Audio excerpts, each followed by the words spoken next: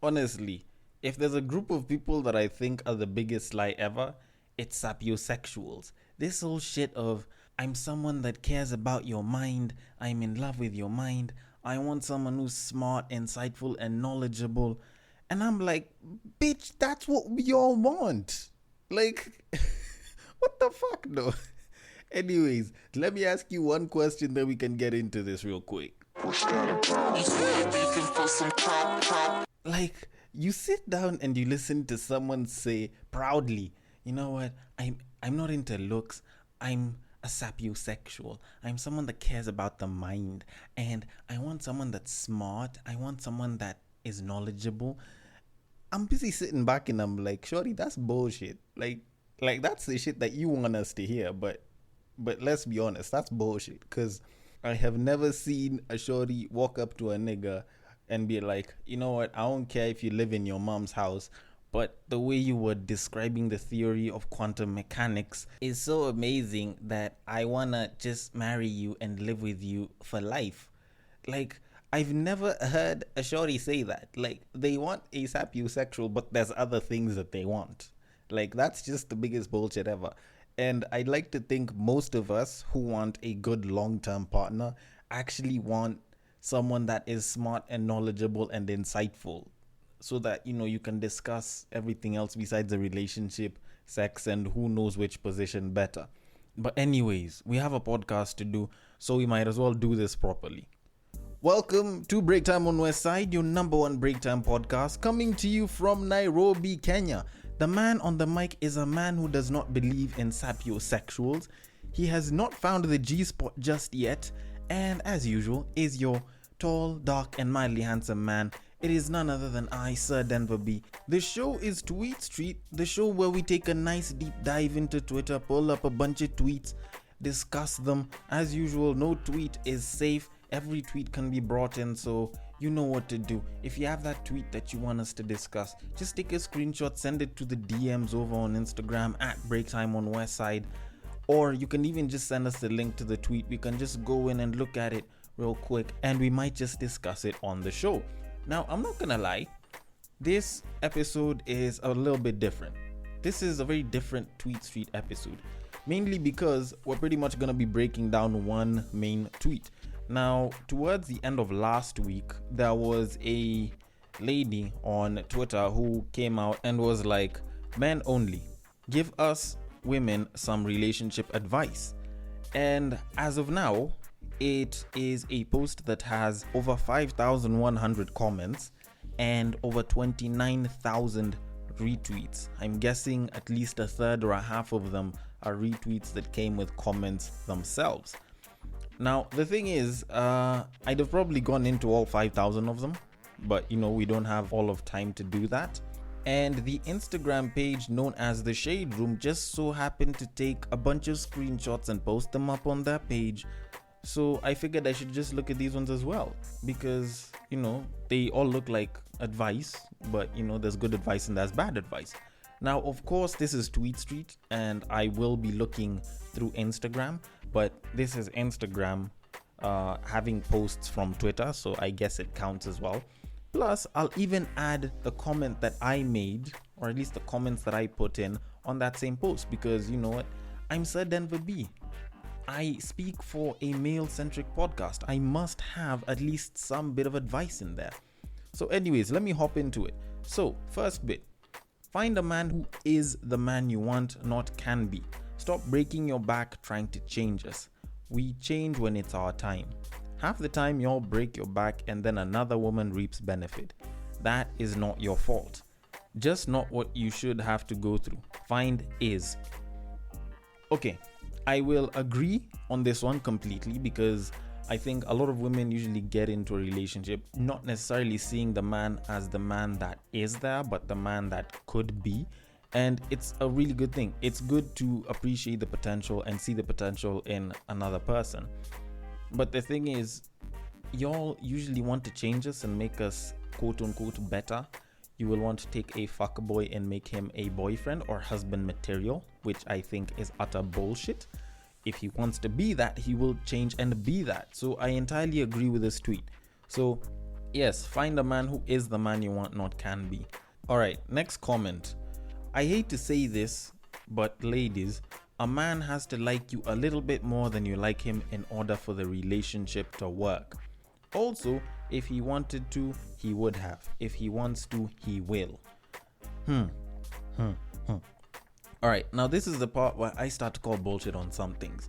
Now, the whole a man has to like you a little bit more than you like him for the relationship to work, bullshit.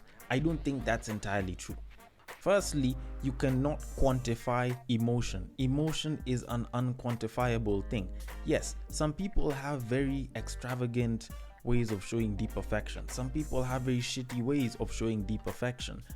This is part of the reason why you find a lot of people usually saying, oh, couple goals, bruh, why do we do this? Why don't we do this? Don't you love me more? Blah, blah. Because people are always trying to show that this is what more affection looks like. This is what less affection looks like. And the truth is, you can't quantify it. You just have to hope that the other person likes you or loves you or appreciates you a little bit more than you probably think they do, or they appreciate you so much. You can't entirely quantify such a thing. Like, this is absolute bullshit. Although the second bit of it was, if he wanted to, he would have. If he wants to, he will. I think that's right to some level. Sometimes he wanted to but wasn't able to due to certain circumstantial constraints. So shorty, don't entirely follow this advice. This advice sounds like bullshit. Although there was someone that actually did reply on this same comment and was like, I don't know about this one. That works for a man without options, and a guy who has leverage will recognize when he's putting in more effort than his partner. And another man comes in and says, if a man likes a woman enough, he would not see options. If a man likes a woman more, the chances of survival of that relationship is considerably higher. And to both these people, I will say, you know what? There's a little bit of bullshit in both of them. Because here's the thing. There's something about recognizing that you have options that sort of makes you a much freer individual. If you jump in thinking that you have no options or acting like you have no options, there's a pretty good chance that you will be taken for granted as a man. Like, I'm just saying that as a guy, especially considering that I have tried to go in to situationships with girls and sort of deleted all of my options and had it worse, while once I kept my options open, it was better. Am I saying that having options or not having options is a good or a bad thing? No. I think as a guy, if you do get into a relationship with a shorty, you're automatically having options. Because like I've tried to tell people before, the minute a nigga's in a relationship, they automatically become more high value, because to women, it's like a stress test showing that you're relationship material. Like, that's just simple 1 + 1 = 2. Like, that's just how it looks. So honestly, bullshit. If you want to be an amazing person and have a good long-lasting relationship, do this. Give your person what you feel they deserve. Give them the best that you feel they deserve. If they feel like they don't like you that much more, then the relationship can end. If you feel like you care about them and they care about you the same way, if not more, then the both of y'all should be pretty happy. Anyways, on to the next comment. On the first date, make sure you ask all the questions you need in order to figure out who you're dating. And the main question y'all need to ask from the jump is, what are your intentions? And tell that man what your intentions are. If you're dating to marry, tell him. And there's no such thing as too many questions. Ask that man how is his relationship with his mother, how he grew up, does he have anger issues, how he sees himself in the next 5 years. If he doesn't mention marriage, you know you're not getting married soon if you date him. And I totally agree with this. Like, this is something that I totally agree with. I'm not big on, like going for the first date, the second date, the third date. But if you are doing this, then I totally agree with it. I don't think guys have a problem with you asking questions, not unless if you get into a very sensitive area. Whereby, if you're a guy and you feel like shorty's getting a little too deep or a little too sensitive, you can just tell them, it's a bit sensitive, I don't want to talk about it. There, it shouldn't be that big of a problem. And I don't think that it should be that big of an issue, not unless if there's like a red flag, like say talking about an ex they haven't gotten over or some shit. And yes, always ask what your intentions are. Like, ladies, I think y'all usually are afraid of asking this. Ask someone what their intentions are. Ask them if they just want to smash, if they just want to date casually, if they want to go long term, if they want a friends with benefits. Like, that's some shit that y'all should be getting from the get-go. Not the way some of y'all go see this really good looking guy, they treat you really well, you automatically assume that you're getting into a relationship, then boom, all of a sudden you see them busy hoeing around with another couple of babes. Like, please, just make sure you ask what the guy's intentions are, and make sure you also state what your intentions are. On to the next comment. Check his phone, call him out on his shit, keep a backup, treat him like he's an option. If he won't trick out on you, level up. Remember that you're smarter than us. Don't get finessed by a goofy. Alright, I'm gonna call bullshit on just about everything that this guy has said. Maybe except to call him out on his shit bit, but I'm gonna call bullshit on just about everything. Because here's the thing. If you don't trust the guy enough that you have to check his phone, then I don't think you all need to be together. Maybe if he's done some iffy shit, maybe he's done some sneaky shit, maybe he's lied a couple of times, then maybe you can just check his phone. But I don't see why it is that you need to check a guy's phone. I don't think that people should be checking other people's phones. Like, that's their private lives. Like, the nigga isn't 13, you're not his mother, so it's not like you're going to go and start looking for porn on there or see if he's trying to deal with drug abusers or trying to get involved in some nasty shit. Like, I don't see why it is that you need to check his phone. Of course, call him out on his shit.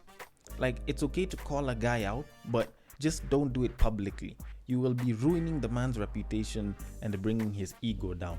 Hell, if you call him out on his shit publicly, you might even be ruining the relationship just as badly as checking his phone. Keep a backup. Keep a backup of a lot of the things that you guys do. I think most mobile phones do that.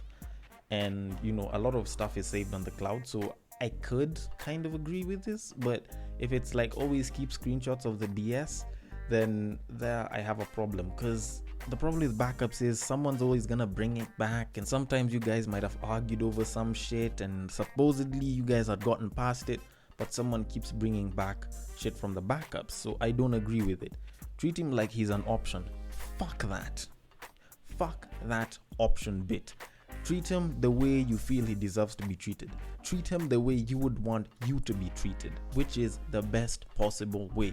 If you don't feel like treating him that way, if you don't feel like they deserve good treatment, then I don't think you should really be with that person. If you won't trick out on you, level up. I don't know. If you're a nigga and you're not making that much bank, because I don't think everyone starts out making good money, then I think that the problem isn't him, the problem might be you. Him treating you out isn't exactly a prerequisite of being a guy. And some guys just don't resonate that way. Hell, some shorties don't even have that as a love language. They don't care about gifts and shit. So I don't know, like that's some bullshit. Anyways, next comment. Don't believe who he seems to be until after the 3rd or 4th month. That's his representative you've been seeing. It normally wears off around then, and he can't keep up the good guy BS if it isn't him to begin with. I totally agree with this. Although if it was like a long distance thing, then, you know, like that shit can even do like 5-6 months or even a year, because you guys don't spend that much time together. But yeah, if you're in close contact for 3 to 4 months, whatever BS that he might be trying to feed you to make it look like he's such a good guy or he's the most amazing human being should have worn off by then. Next, stop giving us hints. I just want to know where you want to go eat, bruh. It's already 9 p.m. and I asked you at 3 this afternoon. Ladies, please, decisiveness is a very good skill. It's an amazing life skill. It's one of those things that you should probably pick up. So if you want to go and eat somewhere, just say you want to go and eat somewhere. At that point, it makes it easier for us. Hell, even choosing what's on the menu can sometimes be a problem for y'all. So we might as well just tell you from the get-go. Please plan your shit. don't give us a hint of where you want to go, where you want to eat, what you want. Just tell it to us straight. Like, we'll be more appreciative of that over a lot of things. Next comment. Believe our actions the first time and don't make excuses for it. If he shows you he ain't shit once, believe it. If he consistently shows up for you, believe that. Also, don't lose yourself in the relationship. You're still an individual and you should have goals and dreams that are not contingent on or subject to your relationship. You can have both. Remember, the same applies for him too. Now, I will say that the first bit kinda disagree. Like, I kinda disagree with like the first bit, but like the second bit I'm okay with. So the first bit, believing our actions the first time and don't make excuses for it. Yes, I would say that you should probably believe it, although a lot of times take it with a pinch of salt. Because sometimes you might find that the circumstances that they were in made them act a certain way. Probably they were a bit moody. Probably it's not their normal behavior. Sometimes people can react and do things that they normally wouldn't do. So I wouldn't agree with believing the actions on the first time. So probably give it the benefit of the doubt. But if it happens more than once, then you can start questioning it. If he shows you he ain't shit once, believe it. Probably. I'm not entirely gonna agree with that one, but sort of, but not really. If he consistently shows up for you, believe that. I don't know. To some level, I kind of disagree now. Because if he shows you that he ain't shit once, you should believe it. How is it that he's supposed to consistently show up for you so that you can believe it? Like, he might as well just show up once so that he can, have you believe that he shows up for you. Because I don't get why people have the whole thing for if it's negative only take a -1 and if it's positive make sure it's done a bunch of times. Like, that's a very imbalanced way to look at it. If he shows you that he ain't shit more than once, then believe it. If he consistently shows up for you, believe it. That's how it should be. Now, the second bit about losing yourself in the relationship, I totally agree with it. Do not lose yourself in the relationship. Ladies, I am talking to you. Also, some of my homies. Like, you all have this thing where it's like you get into the relationship, then it's like you even forget your friends. It's like now it's only bare essentials and then the relationship. Like, be an individual. Make sure that you succeed as an individual and you work on improving yourself as an individual before you work on the relationship. You're not married. And I think that, you should be working on you first. The relationship can always change. The relationship can always end. If you end, you're not coming back. The relationship has a lot better chances at coming back. So on to the next comment. If a guy leaves you and comes back, it's because he found something better, but they won't put up with his bullshit. A confused man is a man with options. If he keeps saying he doesn't want a relationship right now, the with you bit is silent. Now I am going to come out and say that I somehow agree but do not agree with half of the shit that this guy is saying. If a guy leaves you and comes back, it's because he found something better but they won't put up with his bullshit. Not true. It's dependent on time. If a guy leaves you and comes back after, say, a day or a week or even a month, maybe, because for some people they take a bit of a while before it processes and they realize that they probably fucked up, then it's not because they found something better. It's probably because they actually do recognize that you are an amazing person and they want to be with you. If it's beyond 3 months, then yes, there's a pretty good chance that they tried looking, failed at finding, and now they're trying to go back to the best thing that they had, or at least they are going back to the good enough that they are used to. A confused man is a man with options. No, a confused man is a man who is not sure of his options. He doesn't necessarily have to have that many of them, because I think most men have options, but I don't think that his confusion is anything to do with his options. It's his undecidedness because of the options. If he keeps saying he doesn't want a relationship right now, the with you bit isn't always silent. That one I will tell you. For me, I'm a single guy. It's not like I just want to be in a relationship. Sometimes niggas just want to be single. Like, seriously, like this is something that shorties have said, and I'm surprised that even us guys have to say the same exact thing. We don't always want to be in a relationship. There are times when we just want to enjoy being single. So yeah, the with you part isn't always silent. Now, final comment is give no second chances. We are fully aware of our actions and have considered the consequences beforehand and made a choice. No. I don't think we're always aware of our actions. Like, there are times when you actually just slip and you fall in somebody else's pussy. Like, this is some shit that happens, and y'all never want to believe us when we tell you that this is some shit that actually happens. And hell, like, there are times when we give in to temptation. Like, as guys, like I said earlier, we become more attractive when we get into a relationship. So obviously there's gonna be more women that'll be wanting us the minute we get into a relationship. So sometimes we will give in to temptation. With shorties, it's not exactly the same way. So you probably wouldn't understand, but this is me trying to tell you. Probably it's a lot better if you give us a second chance. Now, as usual, normally I'd fit it in with the other side and say niggas should give shorties a second chance, but I'm not gonna lie. It would be hard for me personally to give you a second chance, but I do think that everyone deserves a second chance. Sometimes people fuck up, and other times, people do it intentionally. My issue with shorties is, by the time a lot of y'all cheat, you guys have already fallen out of love, or y'all are pretty much done with the relationship and the person. So I don't know about second chances there, but if you're willing to give a second chance as a guy, I think you should. So that was a bit that came from the shade room. Now personally, mine are a little bit more self-explanatory. So first one is, we aren't mind readers. Tell it to us or leave it alone, which is pretty self-explanatory. Just say it like it is. Even when you're shooting your shot, don't just like all my pictures. Holla at me, say hi. You know what, you're looking like a fine ass nigga and I want some of you. You probably look like you have a big dick. It might be small, but you look like you probably have a big dick, so I want to hit that.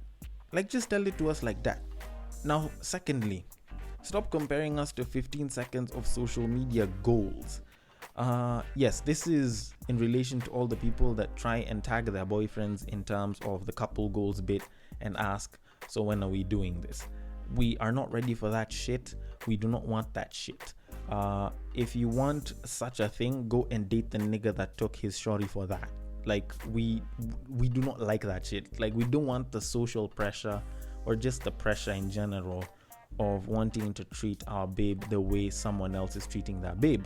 And also, if you wanted a clear-cut comparison, it's like your nigga taking a picture of a babe who's properly toned, who's got an amazing, a banging body, and then showing it to you and just telling you, babe, when are you gonna look like this? The reaction that you'll get, the feeling that you get, we get that same exact feeling when you bring out the whole bit of the relationship goals and try to compare us to them. Now, number 3, admit that you're wrong when you are and apologize when need be. Ladies do not know how to do this. Sometimes y'all fuck up and sometimes y'all know that you're wrong. Please, please, please apologize. Like, I will say this again. Please apologize. Number 4, pussy is not an apology. You know what? I'm even going to repeat that one again with the instrumentals brought down. Pussy is not an apology. Stop using it as an apology. That's not how you apologize. Apologize by saying I apologize or I'm sorry. Don't pull none of that, I'm just gonna ride you and make you feel good and shit. Like, that's manipulative and vindictive and we don't like that shit. And finally, number 5, stop dangling pussy like a carrot. We can live without it. We are sick and tired of you dangling pussy like it's a carrot, like it's a privilege, like it's the only thing that we value, that we can give value to. Like, hell, if anything, there's sex toys, there's lotion so we can masturbate, and if anything, you're not the only person with a vagina on this planet. We can get vagina elsewhere, so stop dangling that shit. Anyways, that has been all of the comments that I could cover for this episode. As you can see, it's a little bit longer than usual, but we just had to break them down like that. Personally, I do think that the Shade Room just brought out the comments that sounded better to women. So, I don't know, like, you can check me on that. Anyways, the DMs are open. The handle is at Breaktime on Westside. You can go drop us your comments, drop us your feedback. You think this advice was good, you think this advice was BS. Also on Facebook, you can hit us up on Breaktime on Westside. On Twitter, you can hit up my personal DMs at Bagaka, the D, the B, and the D are capital. I will catch you guys on the next break. Take care.